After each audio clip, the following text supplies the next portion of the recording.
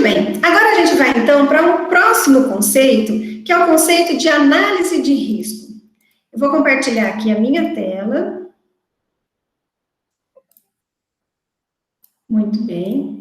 E antes de a gente fazer a análise do risco, ou seja, antes de a gente saber se esse risco é baixo, médio ou alto, é preciso fazer a diferenciação entre dois termos que às vezes podem ser usados como sinônimos, mas que não são. Então, nós temos os conceitos de perigo e risco. O perigo é a fonte, a situação ou o ato com potencial para danos. Então, por exemplo, nós temos como perigo um piso molhado, fios desencapados, uma parede com bolor, um empregado sem capacitação ou sem treinamento, entre outros. Esses são perigos potenciais. O risco é a combinação da probabilidade de ocorrência de eventos ou de exposições perigosas relacionadas aos trabalhos e a gravidade das lesões. Então, o risco é a combinação da probabilidade com a gravidade. Em outras palavras, o risco é a exposição de uma pessoa ao perigo, com chances de provocar danos ou prejuízos, certo? Então, aqui nós temos um gráfico que nos mostra como fazer a análise do risco, levando em conta a probabilidade e o impacto. Então, nós temos aqui, no eixo, a probabilidade de ocorrência de um evento. Aqui, nesse outro eixo, X, nós temos o impacto desse evento, pequeno, médio ou alto, da mesma forma, a probabilidade, pequena, média ou alta. E no cruzamento dessas informações, nós temos o risco. Então, se nós temos, por exemplo, um evento de impacto, de consequências baixas, pequenas, e uma probabilidade de ocorrência também baixa, nós estamos aqui nessa interseção. Então, nós temos um risco baixo desse evento associado. Ao contrário, se nós temos um impacto alto, com graves consequências, e com uma probabilidade alta de acontecer, então nós estamos nessa interseção com um risco alto. Se nós estivermos nessa faixa amarela, o risco será médio, ou seja, o impacto médio com uma probabilidade média, ou o impacto pequeno com uma alta probabilidade de ocorrência, risco médio, ou o contrário, o impacto muito severo, mas com uma probabilidade de ocorrência pequena. Isso também nos dá um risco médio. Com relação aos riscos que nós temos no ambiente de trabalho, nós temos 5 grupos, né, que foram classificados pela tabela 1 da portaria 25 de 94, que são os riscos que a gente usa para desenvolver o mapa de riscos. O mapa de riscos nós vamos falar mais para frente, daqui a algumas semanas, e vamos fazer um mapa de risco, usando exatamente essa tabela, com esses grupos de riscos e com essas cores. Cada grupo de risco tem associado uma cor para ficar mais fácil de visualizar quando a gente estiver elaborando um mapa de risco, certo? Então, a gente também vai passar por cada um desses riscos nas próximas 5 semanas, então eu vou passar aqui bem rapidinho, tá? Só para dizer para você, então, que o grupo 1 é dos riscos físicos e a cor associada é o verde. O grupo 2 são dos riscos químicos, com a cor associada vermelha.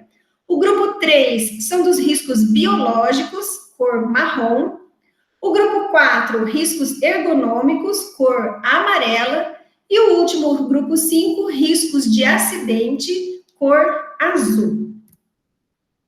Quando a gente olha a NR1, que é recente, ela nos dá o que cada empresa precisa ter, inclusive as instituições de ensino.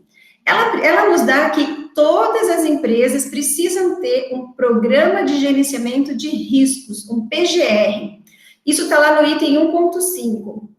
Esse PGR tem como objetivos identificar os perigos e possíveis lesões ou agravos à saúde, no caso de uma doença ocupacional, avaliar os riscos ocupacionais decorrentes desses perigos, classificar esses riscos em pequeno, médio e alto, implementar medidas de prevenção e acompanhar o controle desses riscos ocupacionais. A NR1 também diz como que deve ser esse controle de riscos, lá no item 15.1. Deve ser elaborado um documento com as medidas de prevenção, um plano de ação ou planos de ação, acompanhamento das medidas de prevenção e análise de acidentes e doenças. A gente sempre procura a prevenção e não, né, a gente não deseja que chegue nos acidentes e doenças, mas se chegar e por meio de históricos, a gente faz, então, essa análise também, para que esses acidentes e doenças não ocorram mais. Na NR1 também tem como que deve ser feito o inventário de riscos, lá no item 15.573. Então, esse inventário de riscos é um documento que toda empresa deve ter, onde está lá a caracterização dos processos, todos os processos da empresa e dos ambientes de trabalho, a caracterização de cada atividade, de cada função, a descrição de todos os perigos e riscos possíveis de serem encontrados no ambiente de trabalho, os dados da análise preliminar ou do monitoramento das exposições aos agentes, que a gente acabou de ver, físicos, químicos, biológicos e ergonômicos, a avaliação dos riscos e os critérios adotados para avaliação dos riscos e tomada de decisão. Isso é muito importante, porque todos esses estudos, eles levam a uma tomada de decisão, a uma implementação de uma medida corretiva, a implementação de uma medida de segurança, a adoção de um procedimento, de um processo, em que as pessoas devem seguir, né, que são processos de segurança, para que não haja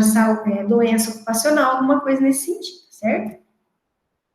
Aqui, nós vamos nos ater à descrição de perigos e riscos, mas para poder fixar mesmo essa diferença entre perigo e risco. Então, agora a gente já vai para um exemplo, e depois vai ser modelo para atividade desse conteúdo aqui, ok? Então, nós temos lá como exemplo, piso molhado. A escola tem ali um local onde tem um piso molhado. Qual foi a fonte daquele piso molhado? Bom, pode ter sido água de lavagem, né? O pessoal da limpeza acabou fazendo ali a limpeza e não secou corretamente, sobrou lá um pouco ainda de água naquele piso. Mas pode ser também que alguém tenha derramado algum líquido, um servidor da escola, um terceirizado ou um estudante, mas também pode ter sido chuva. Então, aqui a gente fecha as fontes, né, quais são as causadoras desse perigo. Levando em consideração esse piso molhado, quais são os riscos, né, como que esse perigo pode ser transformado em risco, né, em potencial. Bom, a pessoa pode escorregar com uma possibilidade de entorse, tornozelo ou joelho. A pessoa pode escorregar com possibilidade de estiramento muscular, né, que são níveis aqui menores de danos. A pessoa pode escorregar simplesmente e deixar cair algum objeto de valor, ou um objeto que se quebra, algum dano material. Ou, mais grave, a pessoa pode realmente cair. E aqui existem vários desdobramentos dessa queda. Qual é o público sujeito a esses riscos? Todas as pessoas que frequentam a escola, a comunidade escolar como um todo. Os empregados, os alunos, os terceirizados, os visitantes. Então, todos estão sujeitos a esses riscos, devido àquele perigo. E quais são, então, as medidas preventivas? Primeiro, treinamento. Vamos treinar o pessoal da limpeza para não deixar nunca água no ambiente.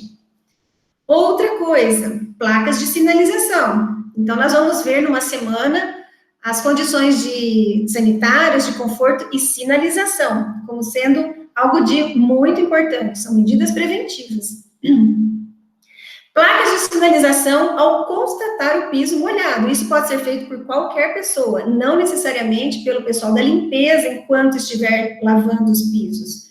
A pessoa constatou que tem um piso molhado, ali tem um perigo, ela já sabe onde fica a placa de sinalização, então ela vai fazer essa advertência. E para o caso da chuva, uma medida preventiva seria o fechamento das janelas durante a chuva, certo? Então, esses aqui são exercícios mentais que a gente faz, tentando antecipar os riscos para que não haja, tentando antecipar os perigos para que não haja riscos àquele público que está sujeito, certo? Então, vamos à atividade.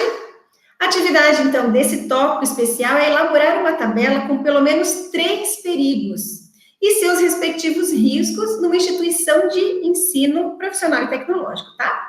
Da mesma forma como eu coloquei aqui no exemplo. Aqui eu coloquei um perigo só, que é o piso molhado, e agora vocês vão encontrar outros 3 perigos. Eu sei que tem muitos, mas muitos numa escola. Vocês vão detectar só 3 perigos e colocar aqui nessas colunas a fonte, os riscos, o público sujeito a esses riscos e as medidas preventivas. Talvez não precise de todas essas linhas, né? Vocês vão fazer um exercício mental tentando antecipar esse perigo, né? Para que não hajam esses riscos.